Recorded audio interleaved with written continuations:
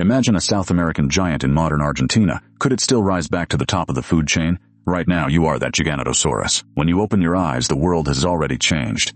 You lift your head and the wind hits you in the face, but the forests you once knew are gone. All around you is a shockingly flat grassland, with low scrub and dry weeds stretching all the way to the horizon while the wind brushes over your scales. But the biggest problem is simple. You are starving. In your original timeline, this land should be crawling with titanosaurs. Your serrated teeth and 13-meter body were made to hunt them. One adult titanosaur was exactly the kind of prey you were built for. At 35 meters long and 70 tons, one would have fed you for half a month. But now everything is different. You lower your head and sniff. The air is full of unfamiliar scents and you try to find even a trace of something you know. In the end, you move toward the nearest living smell. Far away, a herd of guanacos with innocent eyes is grazing on the grass. They have no idea danger is closing in. You take a few steps, the ground trembling faintly, yet they still do not treat you as a threat. Their genes have never seen a monster like you. In their world, only a puma is supposed to be dangerous. To them, you are just a moving hill. You approach in confusion, unable to understand why they are not running. Since the day you were born, you have never faced anything like this. The strange scene makes you hesitate, but hunger leaves you no time to think. Suddenly, you open your jaws and bite the nearest guanaco. Your teeth tear it apart with ease and blood splashes across your tongue. But you feel no joy at all. It is not because it is dangerous, it is simply far too small. An adult guanaco weighs only about 100 kilos. For you, that is not even enough to fill the gap between your teeth. In the past, one hunt could give you a full ton of meat, and that would last you for several meals. Now one hunt gets you only about 100 kilos. That is not even a tenth of your normal appetite. Back then, one successful hunt meant days of rest. Now even hunting every day may not be enough to keep you alive.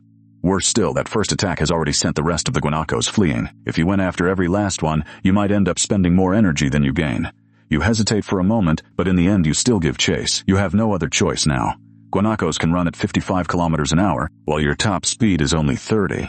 Catching them by speed alone is impossible, so you learn to move at night. You discover that these guanacos become far less alert after dark, and hunting then is much easier than in daylight. Over the next few days, you slowly adapt to this new world, but hunger still lingers inside you like a constant ache. Then one day, you catch another scent. Thick, rich, and full of fat, a long-missed sign that almost means satisfaction. You follow it faster and faster, and soon you see them. A huge herd of cattle, far larger than your earlier prey. Their muscles are thick, and their movements slow, and they crowd inside an area that seems to be enclosed by some rule. With heads down, they graze closely together, and you narrow your eyes. This looks much more like the prey you remember, but not quite. You circle the edge and find they are surrounded by long, evenly spaced obstacles.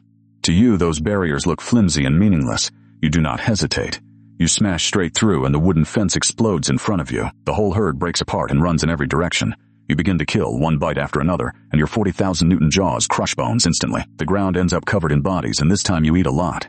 For the first time since arriving in this world, you finally feel full. At the same time, a rancher experiences the most shocking day of his life. He stands frozen by the window as the coffee slips from his hand and hits the floor. Shaking, he grabs the phone and calls the police, but he has no idea how to describe what he is seeing. It sounds so unbelievable that even the officers think he is crazy. They laugh over the phone, but soon more and more eyewitness calls start pouring in. On social media, a blurry video begins to spread, a huge dark shape moving across the grasslands. Cattle are tossed around like toys, and the claim that Argentina founded dinosaur rockets up the trending list. Some say it's special effects. Others claim it is AI, and some even start selling merchandise. But none of that matters to you. You do not understand Spanish. You don't care about human laws. You shake the blood from your head and keep moving north, your belly temporarily filled by the wind. But you know that this much meat will not last for long. You still need a safer place to settle, and those neatly arranged giant boxes make you uneasy. Your instincts tell you to stay away from them, so you return to the open plains. Food is scarce here, but your animal sense says that if you get any closer to those boxes, nothing good will come of it. So you begin migrating toward the northwest mountains. There you can hide your body well. The cover of the forest lets you ambush more prey while spending far less energy. On mountain roads, horses can weigh up to 250 kilos. They're no titanosaurs, but they're far better than your earlier scraps. With the horses as your willing sponsors, your energy level climbs back to normal. Everything seems to be getting better, but strangely you start seeing giant white birds flashing across the sky from time to time. You have no idea what they are. Still, instinct tells you not to let those white lights touch you. You slip into the forest and hide your body. Thanks to your natural camouflage, the loud thunder passes overhead again and again, but it never notices you. Then one day the sky finally falls silent. You step out of the forest onto a rise, and beyond it lies an endless plain. You can barely see herds of animals, but nothing here feels familiar. Then suddenly you understand. You are still powerful, but this world does not need that kind of power. It is a world that was never meant for you. You turn away, your silhouette slowly disappears into the wilderness.